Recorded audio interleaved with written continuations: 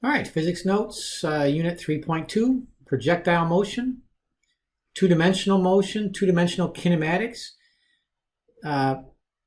It's really just an extension of what we did with like the free fall problems, uniform acceleration, but they're more in depth because it's two-dimensional instead of one-dimensional. Instead of forward and backwards, now we also have motion that goes side to side in addition to, say, up and down. In some ways, it's kind of like patting your stomach and rubbing your head at the same time, or rubbing your stomach and patting your head, whatever. You're trying to do two things at one time, but as long as we keep things separate, these are very doable problems. But we need to practice once again. First, let's define a projectile. So a projectile is basically an object that's thrown into the air. Now, there are the ones that we've done before where we just drop things or threw things straight up. So that was what we called free fall. All we have is gravity acting. Once again, we are going to treat this like free fall because they're a lot like free fall problems, except for the two-dimensionality to it. But there's only gravity as the force that causes the acceleration in the vertical direction.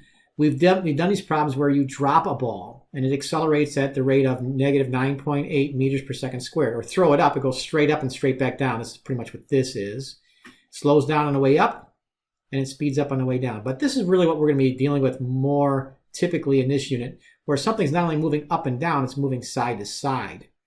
And the path that it follows is a parabola. You don't need to know that, but you can probably guess that. And as you can probably tell, it's like almost any ball you throw in the air, a football, a baseball, a softball, things that aren't really affected by, well, they're affected by air resistance, so they don't follow this perfect path. Especially things like frisbees. They're spinning so fast, they don't do a good job of following a parabolic path because of the spin and the air currents and air friction. So we never really use frisbees for this, but a shot put would be a good one. An arrow would be another good one, very little air resistance. But we're going to assume no air resistance, so we have this perfect symmetrical parabola. If you throw a ball up, it goes up, and it comes back down in the same pattern. And there really is only one basic new principle, and that is that the horizontal and vertical components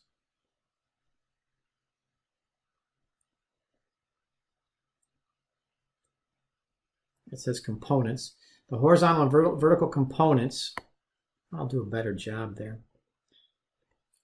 of the velocity all right, I feel better about that. I hope you do too. Components of the velocity of the projectile are independent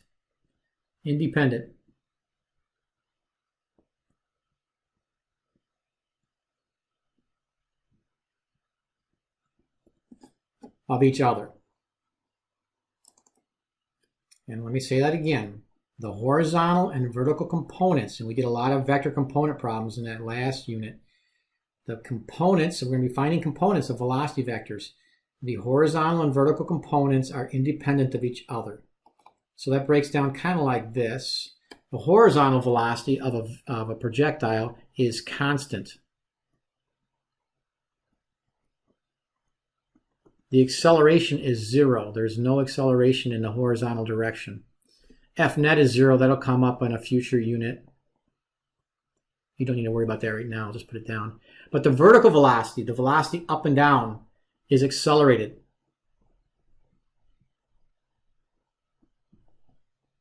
Just like it was in free fall, the acceleration is going to be negative 9.8 meters per second squared. So yeah, the acceleration is negative 9.8 meters per second squared. F net equals, or I should say, does not equal 0. There's a force, there's a net force, in this case gravity, that causes it to accelerate. It slows down on the way up.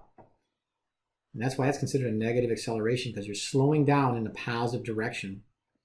And it's speeding up on the way down. When it comes down, it's speeding up in the negative direction. That's why that's also considered negative acceleration. In other words, as the projectile goes through the air, it's got a negative acceleration the whole time. The same negative acceleration, slowing down on the way up, speeding up on the way down. Okay, so there's a diagram. Well, let's go through this diagram here. So to illustrate this, for example, this represents a ball. And this is position number 1, way over here. Position number 1 at, say, 1.0 seconds. I'll just say 1 second. At the 1 second. No, 0 seconds. This is the launch. This is at the launch. So I just launched something. So I start my stopwatch. I don't start my stopwatch at 1 second. My stopwatch, when I hit the start button, starts at 0 seconds. And what happens here is, and I have to move that down a little bit. Well, that's okay. This would be then, say after 1 second, 2 seconds,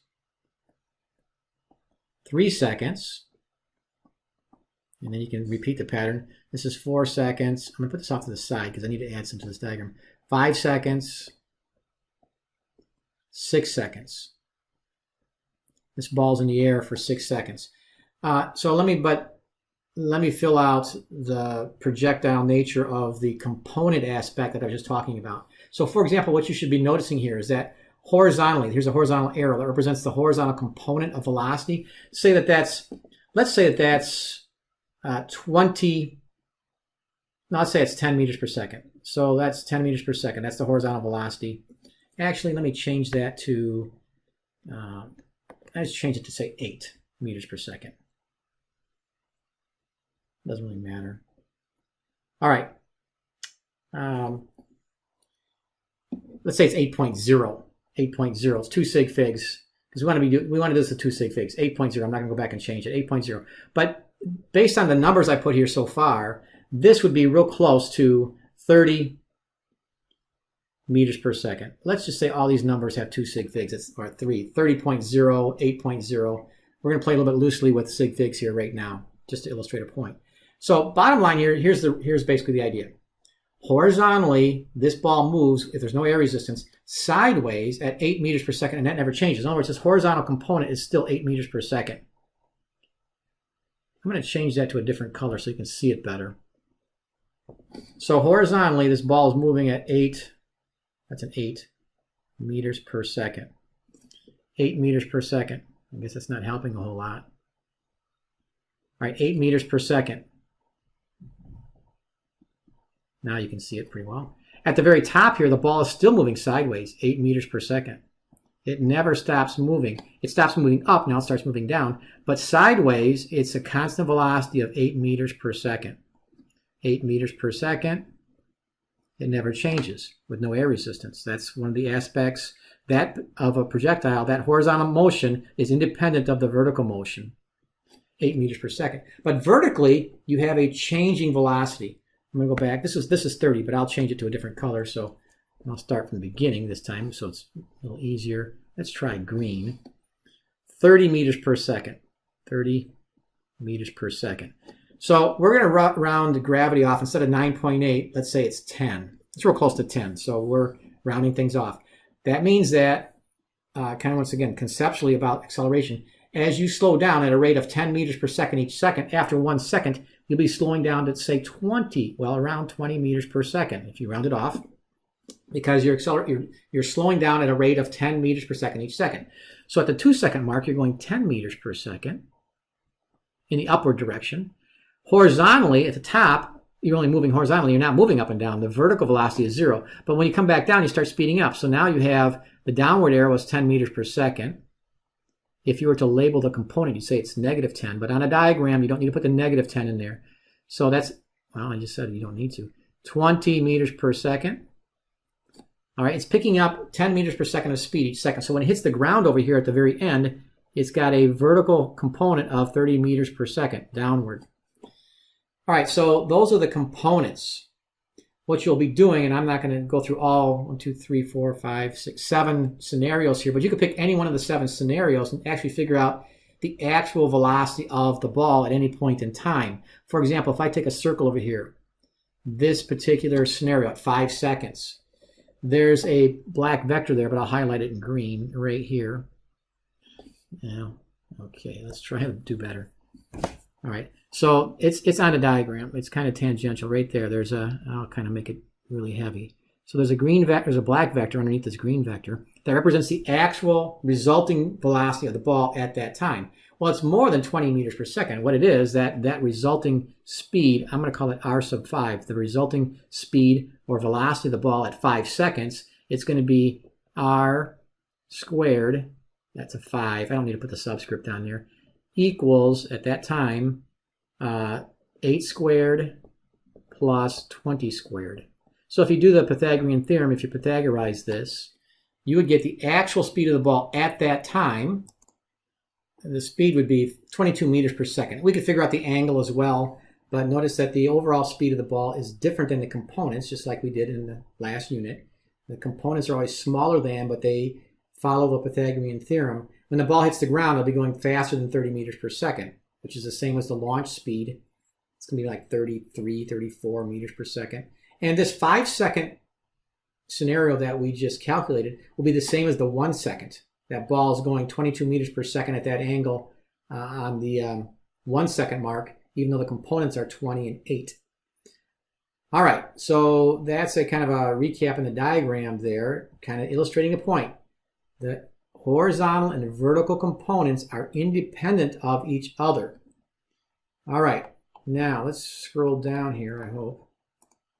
Let's see. Okay, here's a famous problem. I'll have to show you a little video, I think.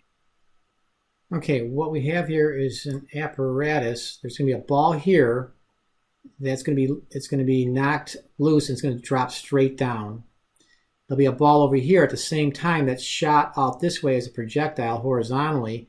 It's supposed to try to prove to you that all things fall at the same rate, no matter if they're launched sideways or they're dropped straight down. Gravity pulls, and it wouldn't even matter if they're different masses. If there's no air resistance, they would fall at the same rate. But these are the same mass, and they're pretty heavy balls, so there's very little air resistance. If you did this with a feather and a bowling ball, it wouldn't work too well because in real life there's air resistance. But even if you did this with a feather and a bowling ball, they should fall at the same rate. If there was no air resistance, that would be true. And you can go on YouTube and look at videos with, large towers where they evacuate the air and drop a feather and a bowling ball, and they fall together at the rate of negative 9.8 meters per second squared. That's kind of a fun one. But let me see if this video will work. And I think there it is, close-up view. They're going to show you here how he loads this thing. There's a spring in there, and he's going to put he's going to put the launched ball over here. And when he pulls the plunger, that's not the launch ball, that's the drop ball. When he pulls the plunger, that ball falls, and then it launches this one over here to our right. And here we go. See if they hit the ground at the same time. They're going to have slow motion, and I'll try to stop it when it hits the ground or very close to it. All right. His name is Alan. Doesn't matter, but here we go. I wasn't able to stop it, but look at that. They're bouncing. They almost bounce to the same height. Let me see if I can start it and stop it again when it hits the second bounce. They should hit the second bounce at the same time as well. It's hard to stop it, but you can see, or even maybe you can even hear, it's really not very loud. But they did hit the ground at the same time. Maybe you can pause your video, I'm not sure, but there we go. An object that's fired horizontally or dropped, they will fall at the same rate. This would be true of even a bullet. That'll be the example problem we do here. Even if it's a bullet, when you shoot it, it starts falling right away, if there's no air resistance. All right, example of all things falling at the same rate, no matter whether they're dropped or shot horizontally. Not only falling at the same rate, accelerating downward at the same rate, negative 9.8 meters per second squared. Somebody's going to shoot a bullet horizontally. You could throw a ball, shoot a bullet. There's other famous problems that I think in the homework there might be one like this, where something rolls off a horizontal table. It rolls sideways off a table. I'll draw the diagram in a minute. For now, let's do this problem. All right, so like a lot of the other problems, we still have the same equations, the uniform acceleration equations that apply mostly to the vertical component of the vertical component of the velocity, because the horizontal velocity is uniform velocity, constant velocity, no acceleration. But you want to draw a diagram of this. Let me draw the diagram. Okay, so here's the diagram. You might want to pause it to draw this. So it's implied that the object is thrown. It doesn't really matter whether it's a bullet, a ball, whatever it is. You're throwing it sideways, horizontally, or in this case, a bullet's going fast, 250 meters per second, sideways. So I have that arrow representing the direction of launch. And this is, once again, not to scale, and it's, unrealistic in a sense that in real life there's air resistance. But if you shoot something, throw something from point A horizontally, or it rolls off a table, thrown horizontally, it starts to fall immediately. It doesn't stay horizontal. It starts falling immediately because gravity starts pulling it down right away. Even if it's a bullet, it starts falling. Believe it or not, just like you saw in that diagram, all things fall at the same rate. A bullet falls, all right? If it has a high speed, it hits something typically before it falls too far. But if something is far away, you got to kind of aim high so that you compensate for the fact that it's going to fall. So in real life, once again, there's air resistance and there's spin that helps out and changes things a little bit. But in a perfect world with no air resistance, this is a parabola, and it falls immediately. All right, so point A is where we're shooting the bullet, and it falls along this parabola. It'd be more stretched out in real life, obviously. And it hits the ground at point B. So the question is, how far is this distance, delta x? How far does it go? That's part B, actually. What is the range of the bullet? How far does it go before it hits the ground? And it's implied that 3.0 is the height from which it is projected. So you draw your diagram. Here's the general procedure. And I'm going to look for this when you do this on the homework and on a test. You take your diagram and then you split it into two parts like this. All right, so let me reiterate. Draw your diagram, and then basically all of these projectile problems follow a very similar pattern. You split this into the horizontal motion, and there are three things to keep track of for the horizontal motion. The horizontal velocity, which is 250. It stays at 250. Then how far it travels horizontally, which is the delta x, and the time from point A to point B. The vertical motion, and here's probably the toughest part. V sub 0, here's where the physics comes in. The initial vertical motion, the velocity in that direction is 0. All the 250 is the horizontal motion. It's not moving up or down. This is true of any projectile when it's at the top of its path or at the apex of that parabola, which it is in this case, kind of the half a parabola at point A. It's not moving down yet, but the instant it's launched, then it's going to start moving down. It's going to hit with a vertical velocity later on, which we don't know yet. We could calculate it. But it's going to accelerate down with the value of the gravitational acceleration due to gravity, negative 9.8 meters per second squared, and it's going to fall 3 meters. That's why you got to put a negative 3 on there. So the toughest part of this problem, the two mistakes that could be made, the two common mistakes that are made is forgetting to put the negative there. It's going to fall 3 meters, down is negative, and the horizontal velocity is 0. What we really want in almost every case is the time, because that's what connects these two columns. I'm going to circle that. So the time is the important thing because they both have the same values here. Everything else is going to be different in those columns. The only thing that'll be the same in both columns is the time. It's in the air for the same amount of time horizontally as it is vertically. So you're trying to get the time and then tie these together. So I'm going to start in the vertical aspect using the equations on the left. I'm going to try to figure out the time. If I look at the equations, I think the fourth one, if I write down the fourth equation, which is delta y equals v0 times t plus 1/2 gt squared, I think you can solve for time there. In other words, delta y is -3, negative 3.0, equals, and v0 is 0 there, so that v0 times t cancels out. So I don't need to worry about that. That's going to go to 0. That's going to be 0 when you multiply 0 times time. So equals 1/2 times negative 9.8 times t squared. So only one unknown there. So using your calculator, it's going to be, multiply by 2, you get -6 divided by 9.8. And then you take that and take the square root. I believe you get 0.78 seconds. 2 sig figs. It takes 0.78 seconds to fall. That's an important number because that's true of the horizontal and vertical motion. It's going to take 0.78 seconds to fall. No matter how heavy the object is, when there's no air resistance, all things that are dropped from that height will take 0.78 seconds to make it to the ground.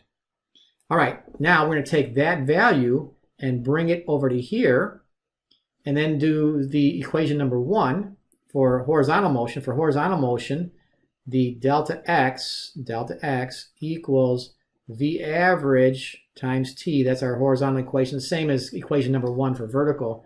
It's true of any motion. The Displacement, you can go back and look at those charts. Your displacement is your average velocity times your time. That's probably the most, like I said before, the most common equation we'll use all year long. So we're looking for delta x. We have the average velocity, delta x.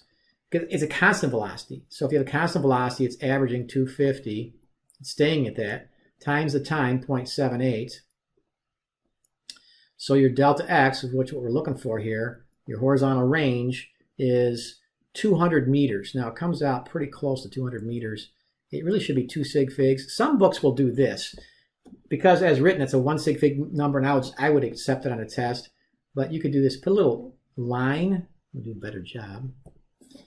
Put a little line over top of that middle 0 to mean that that's significant. It came out to be exactly, well, that digit was significant. You don't need to worry about that, but that's just saying now it's a 2 sig fig number, because usually that 0 wouldn't count as a sig fig. Or you could make all 3 of them, or you could say 2.0 times 10 squared. You don't need to really worry about all that, but if you put 200 meters, that's fine. I won't dock you for sig figs there. So to recap, the answer to part A then is it takes 0.78 seconds to fall to the ground, and it will be downrange 200 meters. All right, example number 2. Somebody's throwing a football. Once again, the pattern is draw the diagram and then list out your horizontal and vertical. So I'm going to draw the diagram. So I've done what you need to do for every problem. Draw a little diagram. Hopefully you can read this. You have a person, Dan, throwing a football, and then the receiver catching it at point C at the same height it was thrown. And the launch height was 1.5 meters. This angle over here is 35 degrees, and the speed at which it was launched is 22 meters per second. I've also labeled point B, which is the top of the path. That's going to be a reference point that will come in handy. And then you're going to break this down into horizontal and vertical motion. So you're going to have this in every projectile problem. You might want to just put that down and then start filling things in. Sometimes, well, a lot of times, there is a very common calculation that needs to be done. In this case, this is a good case of that. And like we just did in the last unit, find the components of the initial velocity, because here the velocity is 22 meters per second at 35 degrees. So I'm going to take that vector and find the components. All right. So that's 22 meters per second. I'll leave off the units for now. And it has 2 components. It has we call the v sub x component and the v sub y component, the velocity in the y direction. And I can draw this rectangle like we did in the last unit where we found components of vectors. And I know if this is 35 degrees, and I need to find v sub x and v sub y. So off to the side, a lot of projectile problems start this way. So you can get partial credit at least getting this far. Find the components of that vector. So using cosine, if I use cosine of 35 degrees, that equals v sub x over 22. So v sub x is some number. It comes out to be, in this case, I think I did it earlier, 18 meters per second, 2 sig figs. And if you use sine of 35, you can get v sub y, or you can use sine of 55, or cosine of 55. You end up with 13 meters per second. So I'm assuming you can use SOHCAHTOA. So draw that diagram and calculate those 2 components and put that down there. Show a little bit of work, or at least show your answers in the diagram to show me that you're thinking about the components, because those are very important in this problem. They help us then fill in our horizontal and vertical variables in our motion. So for example here, once again, horizontally, the velocity is constant at 18 meters per second. So that's going to go in the horizontal column. Then we're going to have a delta x. That's from where the passer is to where the receiver is. Don't know that yet. The time we don't know yet. All right, so v sub 0. Okay, so in this case, v sub 0, initial velocity is 13 meters per second in the vertical direction. I mean, the overall actual velocity is 22, but we're breaking the components out here. So that's what you got to get used to in these problems. Then you have, now, I'm going to do right now part A. Part A is I'm going to it's talking about the ball being thrown and caught. So I'm going from these conditions here are from point A to point C. All right, from where the ball is launched to where it's caught. So I'm not using A to B right now. Very important to delineate what spots you're talking about. The initial spot, pretty easy, part A, but I'm going to take point B. It says where it's caught. So what that means is, here's where the physics comes in. We got to think about this. Practice will help you with this. The final velocity, vertical velocity, with which it's caught when it hits, and it kind of goes back to the other problem. If I scroll back up to here to that diagram. Over here in this diagram, if I launch it with a vertical velocity of 30, the actual velocity is more than that, but the vertical component here is 30. When I catch it at the same height, the vertical velocity is also has a magnitude of 30, being negative 30, but it's a 30. Literally, though, if I write the components, it's negative 30. It's 30 down. It's the same number, but downward. So in other words, when that ball is caught, the final velocity is going to be negative 13. There's where the physics is. And then we have the acceleration is going to be negative 9.8 meters per second squared. And here's the other kind of trick on this one. And that is delta y. If we're referring to point A and point C, well, they're side to side, horizontally, there's some space. But vertically, in the vertical aspect, it's like throwing a ball straight up and catching it straight down. There's no difference in height. So the vertical displacement is 0 meters. That's a tough one. The ball's at the same height. So all we're looking at is the vertical height here. It's the same height. The delta x is going to be some number that's pretty big. The ball moves sideways, but it does not move. Well, it moves up and then it moves back down. But in the net result, if I'm looking at the height of C versus A, there's no difference. They're at the same height. That's why that's 0. Okay, so what I'd like to get here is t, because once again, if I get the t there, it can transfer over to the horizontal motion. So I'm going to look for an equation that helps me with that, and I think equation 3 might be the easiest one. Equation 3 is v sub f equals v sub 0 plus g times t. The acceleration is g. So v sub f is negative 13. So if you didn't put the negative 13 in there, you'll see that you'd have a problem. V sub 0 is positive 13 plus negative 9.8 times t. If you left this as a positive 13, you subtract the 13 from both sides, you get 0. But in this case, you get negative 26 equals negative 9.8 t. And you solve for t, and you get 2.7 seconds. Now, was that a question? Like, how long was it in the air? It was in the air for, well, how far does it travel? So that's how long it was in the air. But I take that and I move it back over to here, because that's also 2.7 seconds. So that's very helpful. Same time. So now I can use delta x. Horizontal motion is the average velocity in the horizontal direction times the time. So my horizontal displacement, my range, is my constant velocity, which is averaging out also to 18, times 2.7 seconds. Those units are all good. Double check the units. So delta x here, 18 times 2.7 is 49 meters. That's over 50 yards. So that's a pretty good pass if that's football. It's over a 50-yard pass. All right, so that's how far it goes sideways. Now it says, what is the maximum height of the ball? All right, so now we got to kind of well, we actually not kind of. We have to restart this problem. I will use a different color. You're probably tired of hearing me say that. So I'm going to go, okay, horizontal. I might not even need to do the horizontal. In fact, I won't need to do that right now, but I'm still writing it down. Because now I'm doing point A to point B. So the main thing now I'm going to do vertical. The vertical motion from point A to point B, and I need to note that point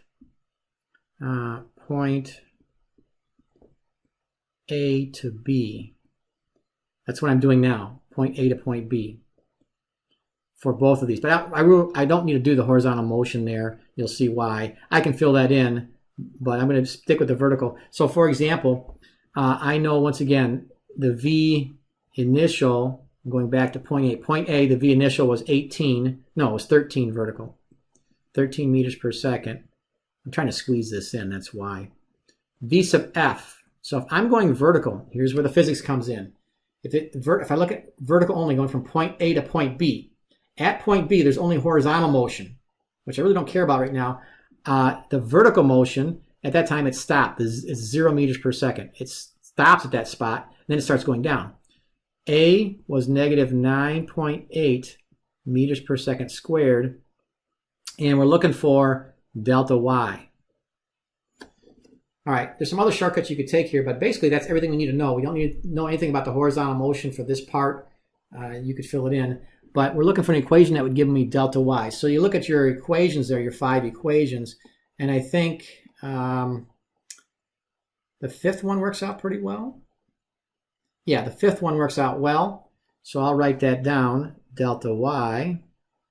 No, not delta Y, it's V sub F squared. V sub F squared